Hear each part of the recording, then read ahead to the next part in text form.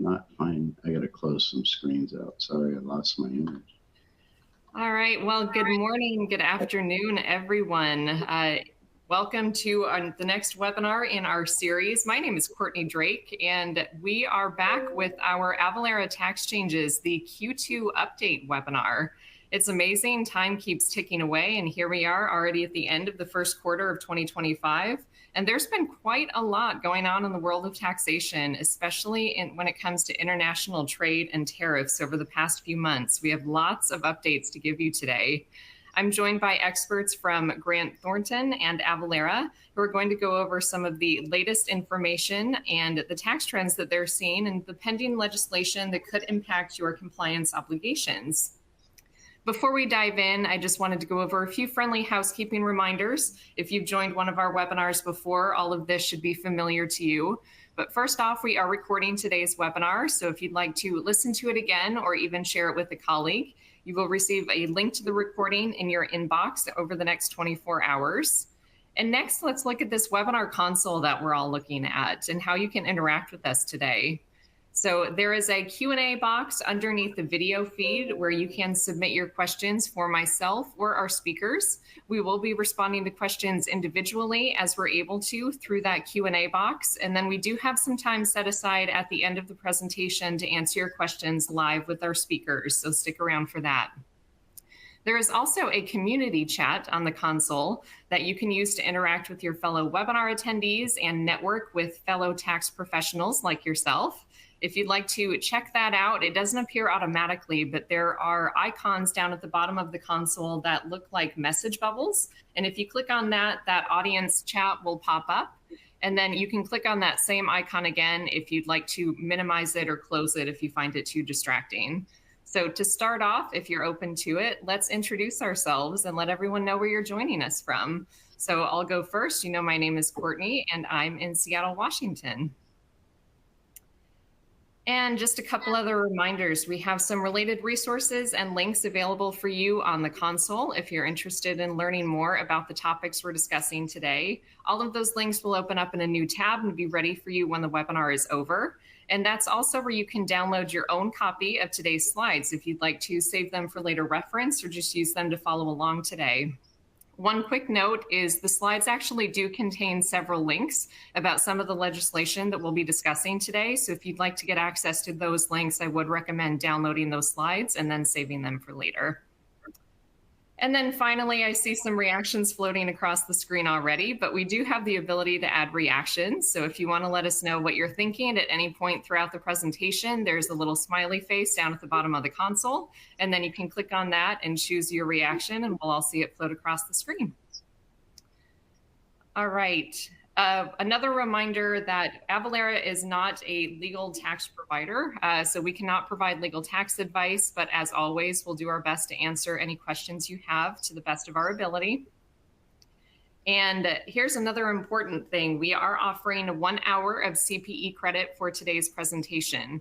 For those looking to receive CPE today, please note that you'll need to respond to 3 out of 4 poll questions, and those poll questions will appear during the presentation over the next hour. They'll appear in the same window where you're looking at the slides right now. And then you'll also need to attend the webinar for at least 50 minutes. It is a 60-minute presentation, but you'll need to be on for at least 50 minutes to qualify for CPE. So once you've met both of those requirements, your certificate will be available to download in the Earn Certification box on your console. All right, let's meet our 2 presenters today. So as I mentioned, we have someone from Grant Thornton with us today, and then one of our experts here at Avalara, and it's the Brian show today. So first up, we have Brian Hauser. He is a SALT, a State and Local Tax Senior Manager from Grant Thornton. So Brian, we'll call you Brian H. Wonderful to have you today. Do you want to introduce yourself? Yeah, thanks a lot. Yeah, Brian H is good, or just Hauser, like maybe we're back in high school football or something like that. However you want to do it is good. Coming to everybody from beautiful Tampa, Florida. As Courtney mentioned, I'm a senior manager with Grant Thornton. I work primarily in tax controversy and appeals, focusing mostly on indirect tax. So a lot of work with state audits, a lot of work with refunds, but also a lot of consulting too on tax engine implementations to make sure that mappings are done correctly and hopefully taxpayers can avoid any heartburn dealing with tax authorities down the road. Very nice. Well, Hauser, it's great to have you. And then our next Brian, we have Brian Smith. He is one of my colleagues here at Avalara, and he is a senior government relations manager here at Avalara. So he's on the phone quite a bit with state governments quite often. So Brian Smith, do you want to say a few words and introduce yourself as well?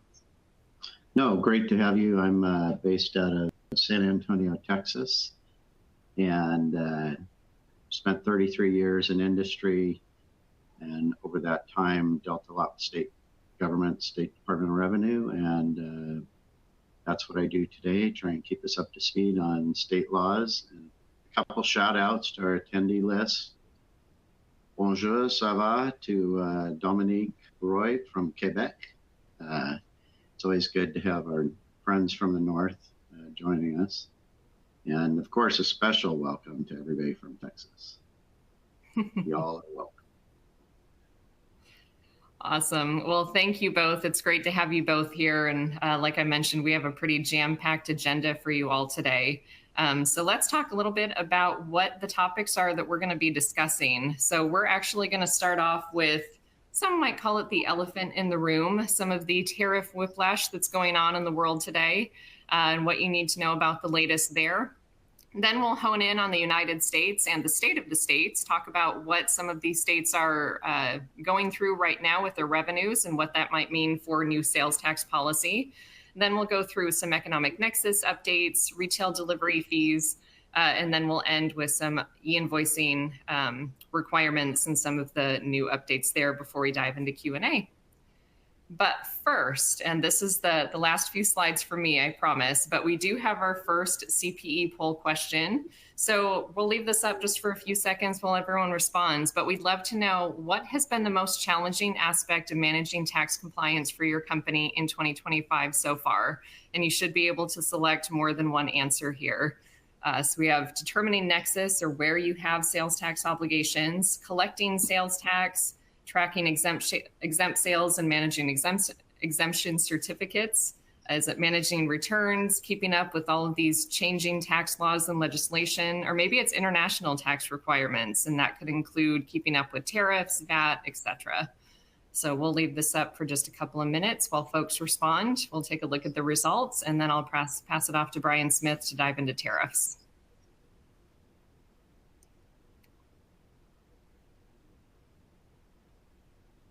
Just another couple of seconds, so get your responses in. All right, let's go ahead and look at the results here. So not surprising, keeping up with the changing tax laws, we see this pretty often, but that tends to be the biggest headache for a lot of businesses. These changes can happen at any time, and they certainly do, as we've seen over the past few months, and that can be a lot to keep up with. And then it looks like it's kind of a spattering along the other ones. But thank you, everyone, for responding to that poll question. And with that, I'm going to pass it off to Brian Smith, and he'll dive into tariffs. Good morning. Hey, for those of you who have been paying attention or haven't been paying attention, there are tariffs being introduced. It's changes to the rules around tariffs are changing about every 4 days. And we're not going to debate kind of the theory, the economic theory of our tariffs being used correctly or how they were designed to be used. That this administration has taken a position and has a mind of their own about implementing tariffs to control our borders, to control the flow of, let's say, unwanted imports. We'll just kind of leave it at that. And if you look at the activity that's been going on, it is almost mind-numbing to try and keep up. I'm not going to begin to kind of get into all the dates and what changed and download, what the presentation. It's pretty interesting to actually read the details. but if you just look at the dates, I mean, every 4 or 5 days, something new is changing or being repealed or being added. And it is important to keep up with, especially if you're an importer or an exporter. And just kind of a shameless plug, we do have a webinar called Tariff Tuesdays. Every week, we will bring you up to date on the current changes. And as you can see, we've got 3 pages of kind of different dates where significant activity took place. And on the 13th, which was a Tuesday, if you look at your calendar, we were getting ready to do the tariff presentation. And 8 minutes before we started, they put another 25% tariff on aluminum coming in from Canada. So that's how much things are changing. I mean, that meant that, you know, you had changes on the 12th, you have changes on the 13th, more coming, I'm sure. So a good way to keep track of these and to not invest a whole lot of your time is to sit in and get a copy of the presentation and listen to our experts on Tariff Tuesdays. So just be aware this is going on. It has a ripple effect when you think of it from the sales tax perspective, that you can plan ahead if you're moving one of your manufacturing facilities back into the U.S. or into the U.S. for its first time. You want to take your time and look at jurisdictions that are going to give you the most favorable tax treatment, because some states are offering exclusions, exemptions, reduced rates on certain activities. So as your C-suite's thinking and looking at, you know, potentially bringing these things back in, you might want to give them a list of here are the most favorable states to come into and here are the least favorable states. So just kind of tuck that in the back of your transaction tax planning mind. Brian, anything on that I might have oversimplified it? No, not at all. And I completely agree on the ripple effects that you're talking about. I think the stakes are going to be higher for sales and use tax audits, right? If the tariffs do what people are anticipating, goods and services are going to be more expensive. Therefore, the tax base is going to be larger. Therefore, any errors are going to be greatly magnified on audit. So I think it's going to raise the stakes. And I also think it's going to increase spending in some exemption-rich areas by onshoring things like manufacturing. So I think the opportunity for recovery in those areas, as well as credits and incentives, as you mentioned, is going to be greatly increased as well. So kind of looking at, you know, what just what's happening this week. And we've narrowed it down to China, Canada, Mexico, and others. And, you know, Canada, our trading partner just to the north, seems like it's had the most activity. So, you know, again, it's something you want to keep track of. For example, when you have Ontario come in the middle of all of this kind of commotion and pause one of their tariffs, only to probably lift the pause pretty soon, you need to be paying attention to that. And our you know, visit our website. We have a special section on tariffs. If you don't want to wait till a Tuesday, you can probably get some great information there, just right out of the bag. All right, awesome. I think we're up to a polling question. Yep, we do have our second poll question. And again, for those who might be wondering where the polls are appearing, they should appear in the same window where these slides are. So if you're able to see the slides, you should be able to see the poll question here. We're interested, though, how have you been impacted by the trade and tariff updates in 2025? So we have a scale of 1 to 5, 1 meaning there's been very little to no impact, and 5 meaning it's had quite a severe impact on your business. So again, we'll leave this up for a few minutes, give people time to respond, and then move forward.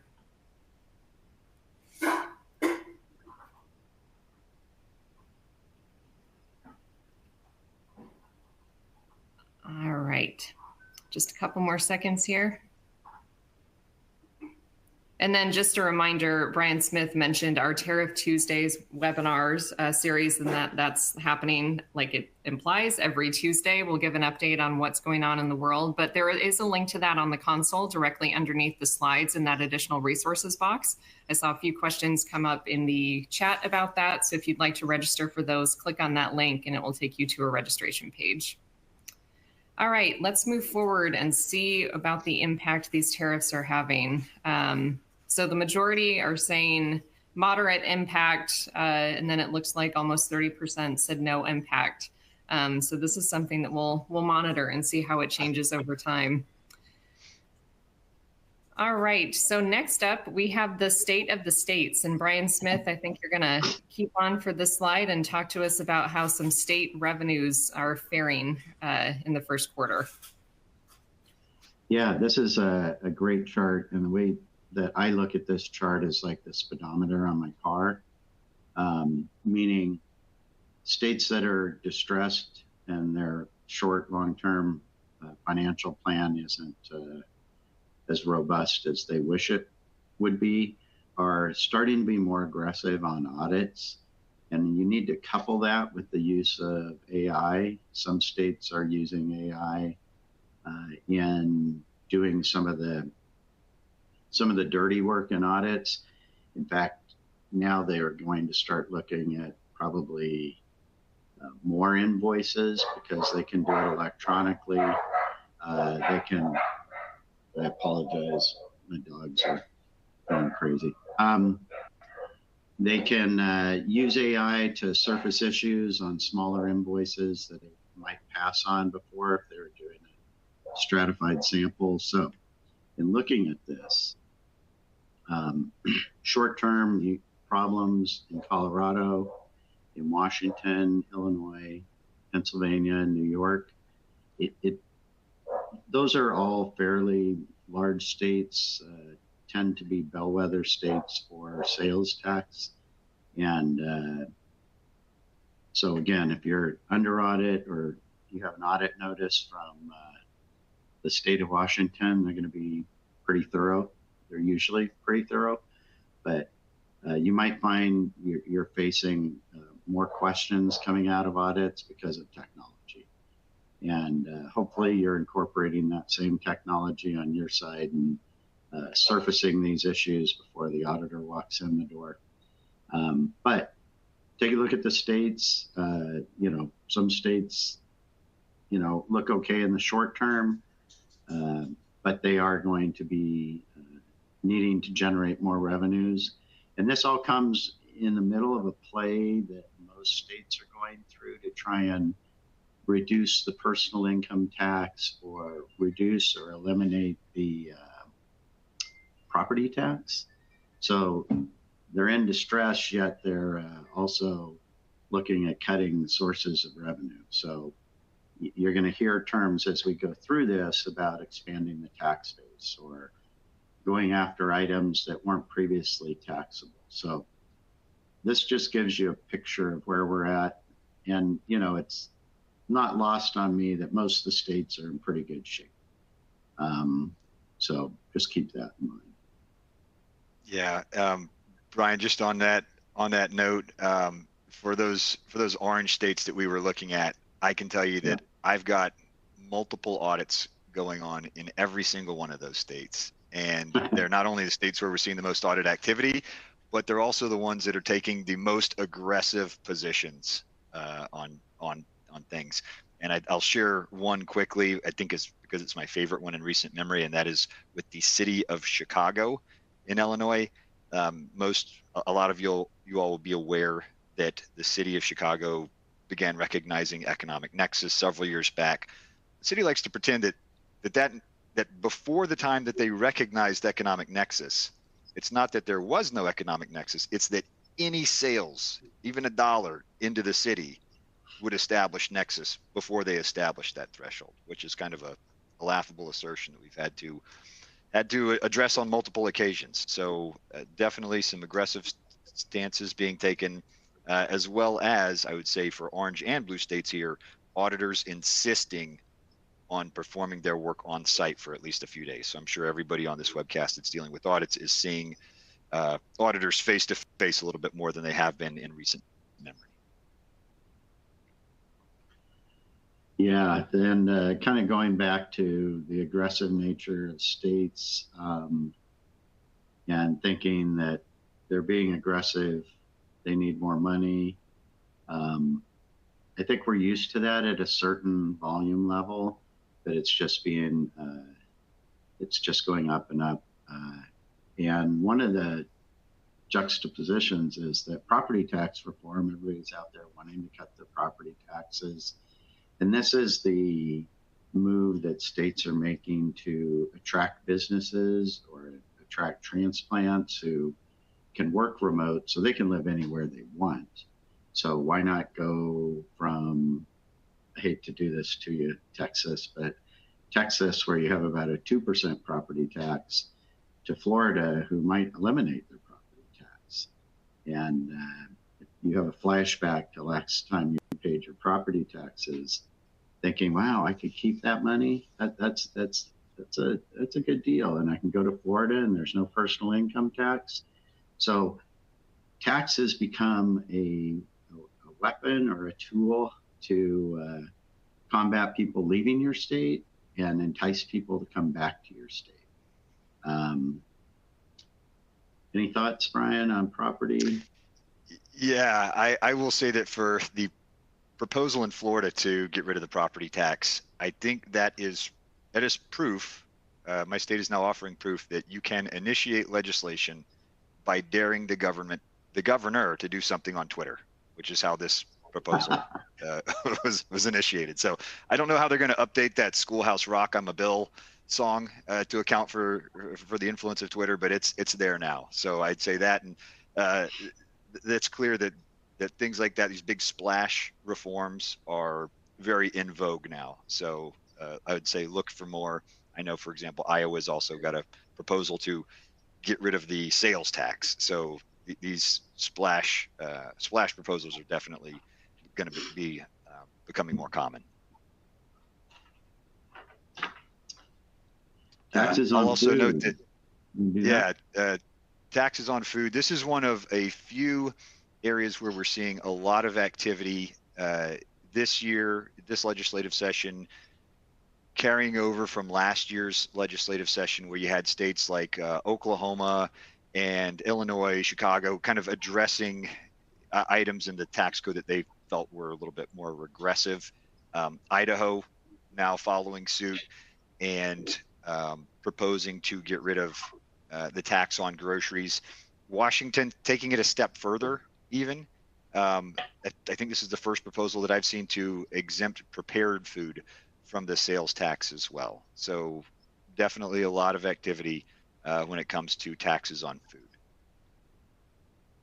Yeah, and you know, it's interesting in reading the actual legislation for some of these where they're trying to correct regressive tax structures, on how they explain what they consider prepared food versus food you would take away and prepare at home. And, you know, that's kind of their mindset. It's an interesting carve out. Yeah, take and bake pizzas throwing people for a big loop on whether that's prepared food or not. Another trend that we talk about broadening the tax base are swipe fees. And what we're talking about here is the fee that the exchange service that processes credit card transactions and whatnot electronically, they want to tax that service. And, you know, right here in Texas, that's a data processing service in their mind. And so they're going to tax it. But what's interesting when you read the bill is, you know, the writers are very careful to ensure that if you're processing a transaction for $108 and $8 of it is sales tax, they do not want this fee to apply to the sales tax. So no tax on tax, generally a good policy. But that is kind of the carve out. And from an operational point of view, I don't want to be the IT guys that have to figure out how to bifurcate an amount coming through and only tax a portion of the items and exclude the sales tax, and how you reconcile all that internally. It can be a challenge, but states aren't worried about how much work they put on your plate. They're just literally, believe it or not, trying to get the right answer. Sometimes that takes a little time.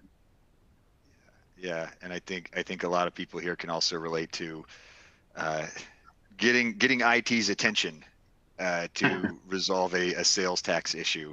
So I'm sure that's it's a challenge that many people have encountered. Taxes on lodging. Just to jump on that thought. We don't give tax advice, but I've found that if your IT department will not make changes to bring you into compliance with state tax laws, it's always an interesting conversation to go talk to your comptroller about compliance and internal controls. And somehow you might end up getting bumped up the list of projects with IT when the comptroller figures out that you're not in compliance in a certain area of your business. Sorry. Yeah. If the Chick-fil-A gift card or the 6-pack of Budweiser doesn't get it done, then maybe that's an appropriate next step. Taxes on lodging. Washington has got a new proposal that would impose an additional temporary tax on lodging. This is also in line with a lot of industry changes for lodging. Last year, I think we had Vermont put a new surtax on short-term rentals. Other items in this space that we've seen, the states trying to apply marketplace facilitator rules to short-term vacation rental platforms. Seeing that a lot in Florida and in Alabama. There's been some activity there. And then the old question about online travel companies and whether they are hotel operators for purposes of collecting bed taxes. I know a lot of the case law out there says no, they're not, but at least one state, Illinois, has passed a statute that says that they are. So still going to be a lot of activity in the hospitality and the lodging spaces, especially when we're dealing with a tax in a position like a bed tax, which states like, because a lot of those are going to be taxes on out-of-staters, which are a little bit more politically popular. Yeah, those tourists don't reelect people, right? No, they gripe, they leave a review, they move on. That's that. Yeah. If I can talk a little bit about your state, Brian, Texas. There's been, as you're well aware, there's a proposed rule. It's been out there since late 24, where Texas is going to amend its rule, I believe 3.330, relating to data processing services. The changes do quite a bit, but I think the most important one, the most notable one, is that Texas is now declaring, clarifying, I should say, that the commissions that a marketplace facilitator receives on selling goods through its marketplace are considered taxable data processing services. So what that means is if a marketplace facilitator makes a sale of goods into Texas, it will have to collect state and local sales tax on the sale of those goods. And then, depending on where that marketplace seller is located, it might also have to collect the tax on data processing for the commission that it receives on selling those goods. So it could be that the marketplace facilitator has to collect tax at two different rates, right? The full rate for the goods that were sold, and then the reduced 80% on data processing. So a lot of people are going to say that's double tax. Some other more state-aligned folks might say that's just a tax on business input, just happens to be more adjacent to a subsequent sale. But what the state is going to tell you is that this is not a new position, but this is just the way that they've always felt about things. And they're just now offering this clarification for the benefit of the sellers and the general public, which I will give the state a little bit of credit. Most states, when they say that, they say it to completely avoid the rulemaking process. But Texas is taking, let's see, a thumbs down. Texas is taking the, I should say, the high road, and at least going through the administrative procedures of going through the rulemaking process and so on. So stay tuned there, but definitely nothing new in terms of Texas being aggressive on that front. I don't know. Are they aggressive? I mean, it's not like they passed any new laws. They just keep saying that their original law, oh yeah, we intended that to be data processing. So they just that's how we've always felt about it. Yeah, it's and for anybody, not that anybody asked, but the other 2 cents that I'll add is, if data processing is essentially anything at this point, now that involves a computer and moving data around, I absolutely have to think that things like validating digital currency transactions, mining Bitcoin, Ethereum, gas, that's all going to be data processing. And I think it's just a matter of time before the state starts sweeping in those kinds of things as well. But not to derail us, sorry. But I'll tell you, speaking of Bitcoin, Brian, everybody needs to be, watching, because if you use a computer almost in any way in Texas, it's going to be taxable in one way or another, or maybe multiple ways. Yep. But speaking of Bitcoin, when I first read about California's proposed data extraction mitigation fee, I assumed that was a severance tax. It sounded like a severance tax, and I assumed it was for maybe mining the Bitcoin and the digital currency out of the hills of California, or panning for it in the streams. But I don't think that's correct, is it? No, not quite. But maybe that's comes after the current resolution they have. They'll go back to the hills. So what California had is they were running 2 bills for this data extraction fee, and they had, the language in the bill was structured in a way that it excluded everyone under a certain dollar threshold, which was $2.5 billion. So if you didn't have $2.5 billion of sales in California, you didn't have to worry about it. That's another way of saying, we're coming after you, Apple, Google, Microsoft. They were going after the big players. And so throughout this kind of tug of war going on between the legislature and the large providers there, they reached a compromise. And the compromise was that they would set up a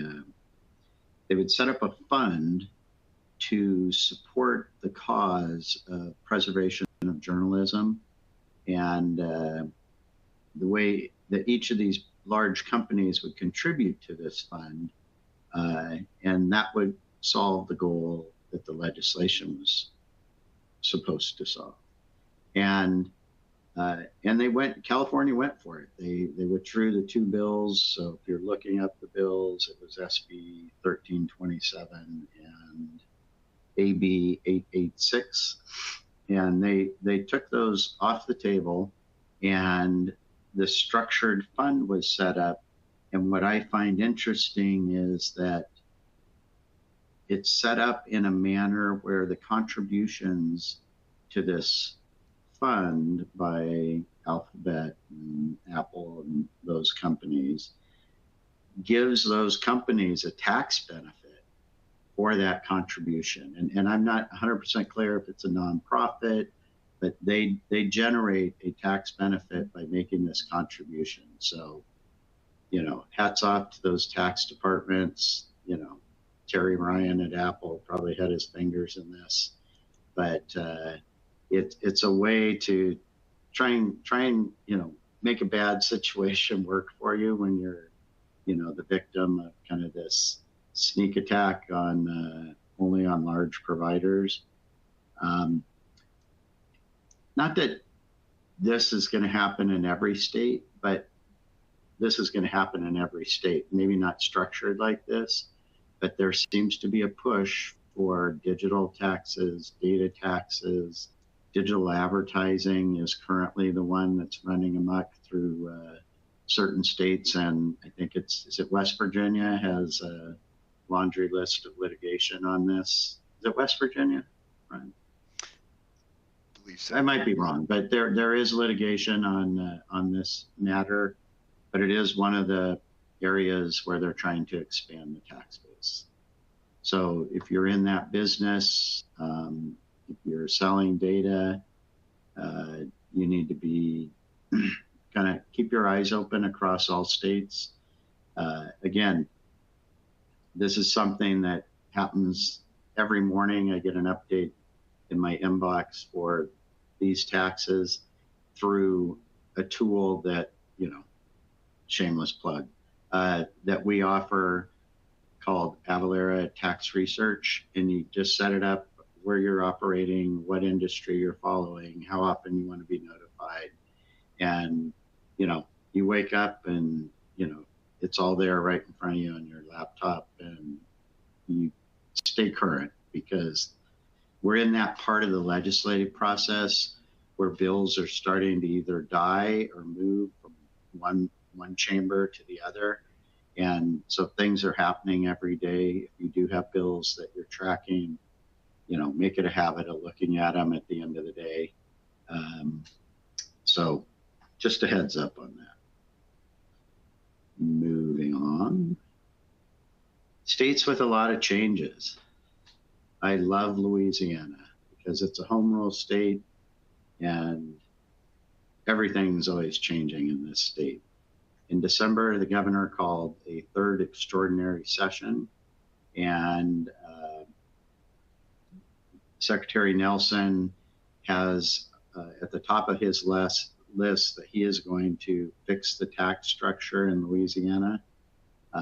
I spoke with him. He is passionate about this, probably because the governor has his foot on his neck to get this done this year, or at least get a good head start on it. And what is happening is in December, in about a 16-day period, they passed 10 or 12 new pieces of legislation. So pretty much from the 23rd of December until the 1st of January, there were significant changes to tax policy, to exemptions, to vendor discount, and also to what form you're reporting on, what has to be on that form. My point being that industry had about 2.5 weeks to change all their systems to accommodate these by January 1st. And one of the big things that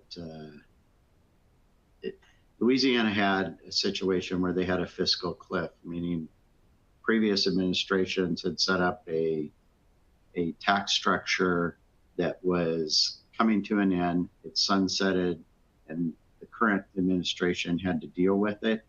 And so they repealed some decreases to taxes and just kept the tax rate at the higher level. And what were we just talking about on the previous slide? Digital products. So they extended the sales and use tax to digital products by pretty much including the term digital products to be part and parcel to tangible personal property. And if you look at the definition section now in Louisiana, it says this tax applies to tangible personal property and digital products. And so digital products is going to become probably by next year or the year after synonymous with TPP. And you have another layer of that on digital streaming. And so what the state did is at the state level, the DOR is taxing digital products. I think it's like 5%. But then if it's a digital streaming sale, they have added an additional 5%. So digital streaming went from 0 to 10% in, with the new year. There's deep history on this. What they're doing is they're circumventing a federal preemption on certain streaming services that went into effect back with the 1996 Telecom Act.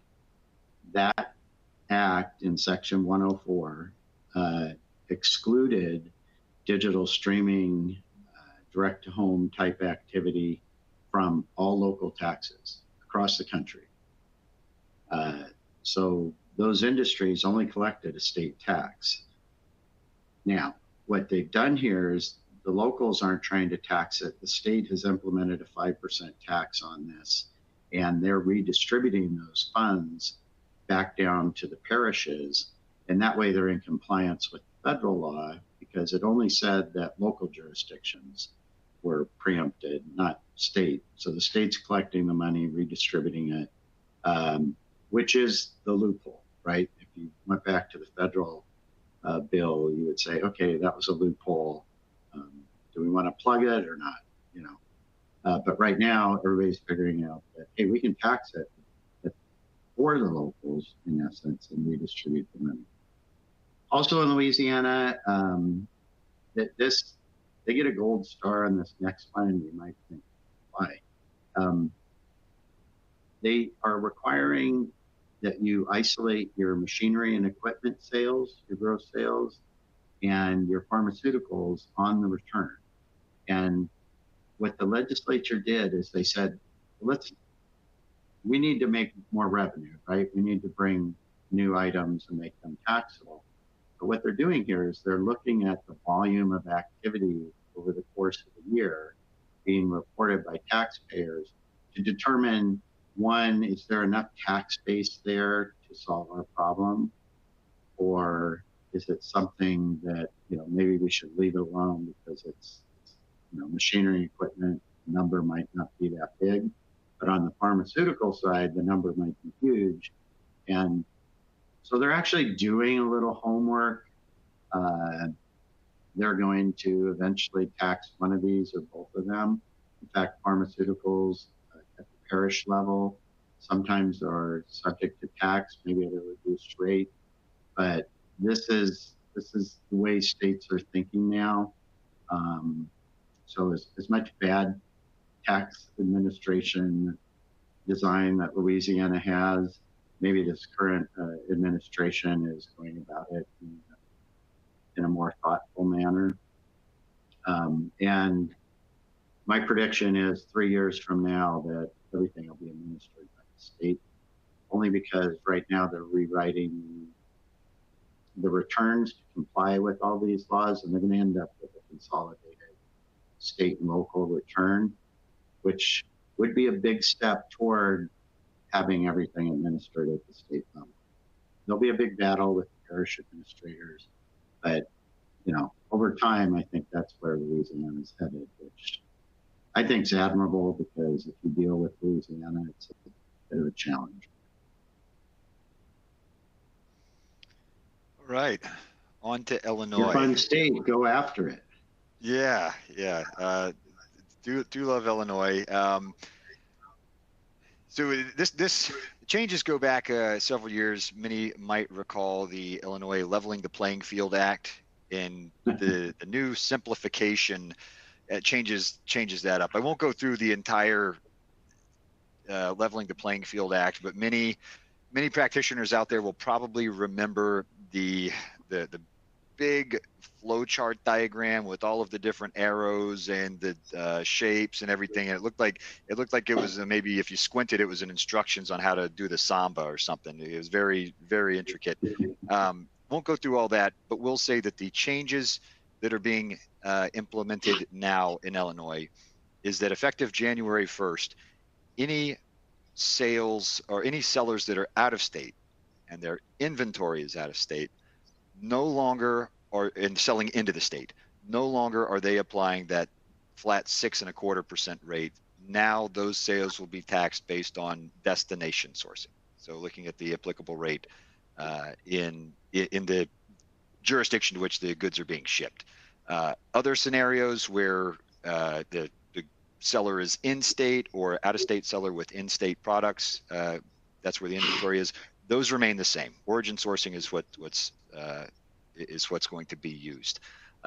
Brian, we were pointing out the other day though that I like this so much because when Illinois put in place the Leveling the Playing Field Act, that was the act where they created two completely different tax regime for differently situated sellers. And then now when they're doing the Simplification Act, they've removed the most simple part of the preceding tax regime, which was that nice flat 6.25% rate. So Illinois just remaining very on brand in my opinion. Yeah, they must sit down, the state must sit down with Chicago once a month and figure out how can we make it a little more complicated. Exactly. All right, well, thank you both. I'm going to keep us moving forward with our third poll question, 3 out of 4. But curious, with all of these changes going on in 2025 and even before, has your business ever had to make changes to your finance team processes to account for these tax changes? And then it's just a simple yes or no, or I don't know. We're getting down to the nitty gritty with timing, so we're going to move this fast. So if you're looking to qualify for CPE, make sure to get your responses in soon. And maybe Courtney, just in the interest of time, I'll knock out 1 or 2 Q&As while we're waiting for responses to come in. I saw from Rick and Mark asking about the in-person audits, and where that's going. If you're fully remote, no, I would not expect to see auditors come by, right? The reason that they're doing this is just a check the box exercise so that way they can tell the audit supervisors that they're moving things along. So, they know as well as you do that they're not going on site to find any physical books and records that they need to review. Yeah. Awesome. Thank you for calling that out, Brian. That was what I was going to ask. So thanks for getting that done. All right. See here, it's pretty close split. About 45% have said no, they haven't had to make changes, but 38% said yes. And almost 20% said, I don't know. So thank you, everyone. And I'm going to keep us moving forward into economic nexus updates. And Hauser, I think you're leading us on this one. Yep.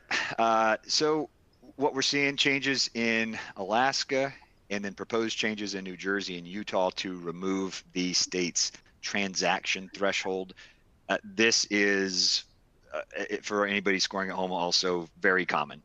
We've seen states, I believe Indiana, Maine, North Carolina recently removed those transaction thresholds. That's going to continue to happen. I don't know why the New York, and threshold remains in place, and I believe Connecticut as well, but they're still there. And Brian Smith, I know New Hampshire. New Hampshire's not too keen on, people in New Hampshire not too keen on paying tax. What about collecting, if you're still there? Yeah, real quick, because this is an odd situation because there's no tax in New Hampshire. Well, not only is there no tax in New Hampshire, they are pushing legislation that will prevent remote sellers from charging tax to constituents inside New Hampshire. And what they've set up is a structure where I think it requires, if you plan on charging a New Hampshire resident sales tax, you have to go through the Attorney General and present your case. So when Wayfair passed, nobody thought about this. I mean, so it's interesting. It's HB 135. It's worth a read because you typically do not see this in tax statutes. Moving right along.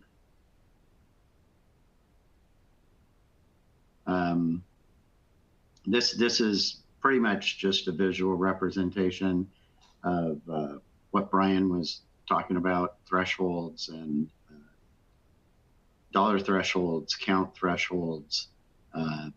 So I'm not going to spend a lot of time. It's sometimes easier to look at this than to read through the list, but we're going to keep going.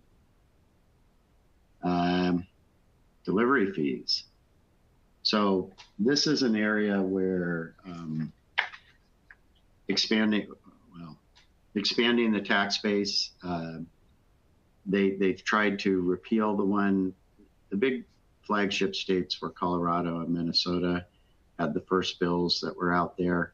Now other states are in line to pass legislation to require delivery fees. Each state, just like every other tax, designs it differently, different thresholds. They're expanding the tax base because during COVID, everybody had everything delivered, and some administrator was sitting there, legislature, sitting there saying, God, what if I could get like 50 cents every time a car pulled up and delivered Poshmark to my wife? Oh, did I say that out loud?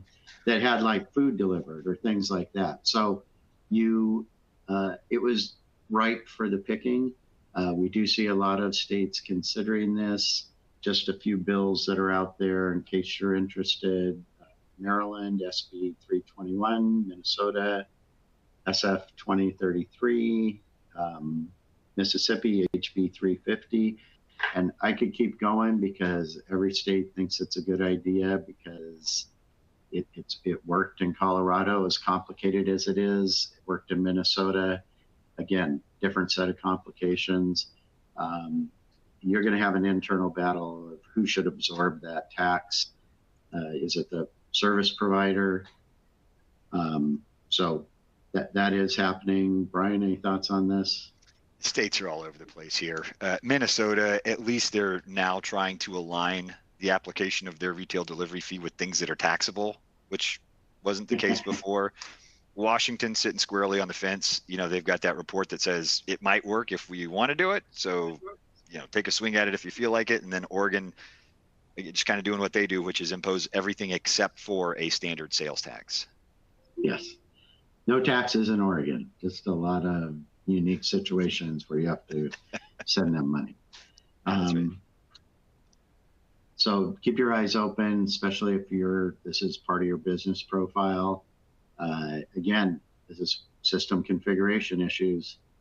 I dread to be your IT department trying to configure this. Between your ERP system and your tax engine, this will be fun. Moving ahead, I want to spend a little time on what's around the corner. I think it's really not so much what's around the corner, but what's across the ocean. E-invoicing mandates. It has really taken off in Europe, and there's timelines out there that were pretty aggressive. A lot of these countries were trying to put it into play by 2024. They find, getting uniformity, getting everyone within the country on board with the concept is a little more difficult. So a lot of them have slipped to 2026.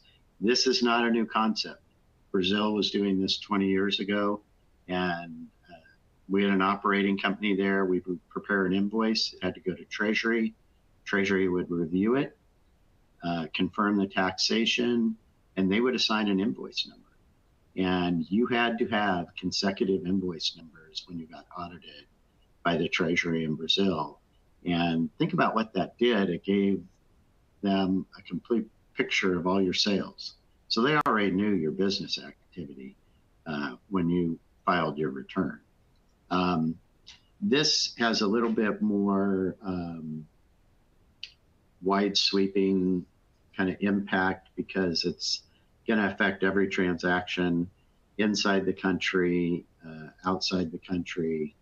And the reason I think this is an important slide isn't because it's coming, it's because you need to tee up your IT department to start understanding what the requirements are going to be. And maybe you could get incremental build outs in your system prior to this becoming effective in the US.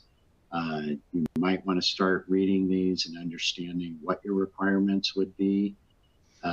So it's as much a heads up to get in that long line of upgrades or changes to your system because they are coming. And if you want more information on this, we are probably the global leaders on e-invoicing. Our VP that handles this sits on most of the advisory committees in Asia, in Europe, in South America. So we have the consistency of being able to influence the design of these requirements. And we're trying to, being, tax people ourselves and not politicians, trying to ensure that the structure is something that is viable and operable in the real world, not just on paper. Reach out to us. We do have, I'm confident we probably have the best information out there as far as what's going on in this arena. And any thoughts, Brian? I don't know that we. No, already. I think we got a couple minutes. If Courtney approves, I'm ready to do a Q&A lightning round.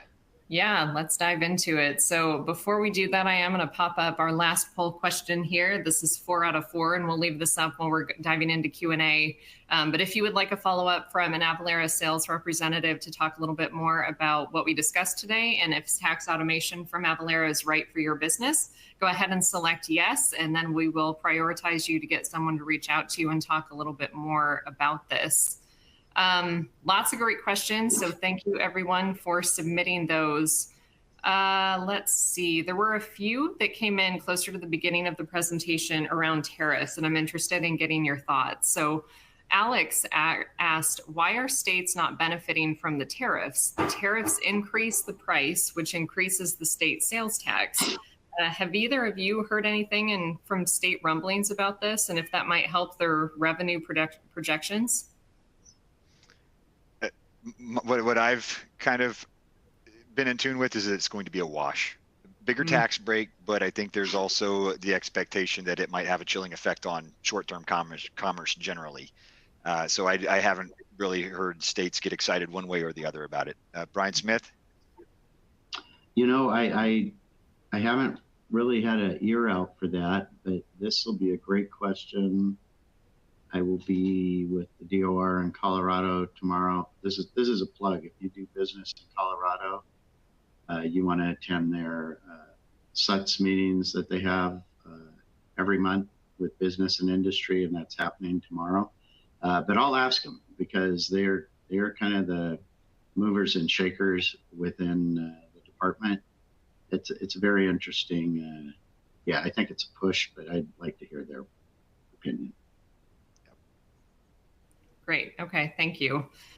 Is there a specific time of year in which auditors are more active for audits? Have either of you seen any trends with that? Wintertime. Auditors from the north want to come down to the south to do in-person audits during the winter.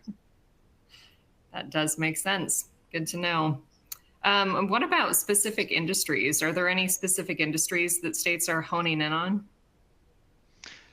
Travel tourism is what we're seeing a lot of. Travel tourism and technology enabled services. So what we're seeing a lot of is a seller that doesn't necessarily license a software product, but that heavily leverages it in providing its services, and they get tripped up in providing something akin to data processing services or electronic information services, or something that the state can loop in under a similar type of imposition.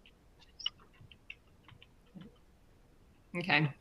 And this one is going back to tariffs again. So another interesting one. So Andrea says, we are considering adding an additional line item for the tariffs on the invoice instead of increasing the item price. So if the tariffs are eliminated, we can stop adding the line item.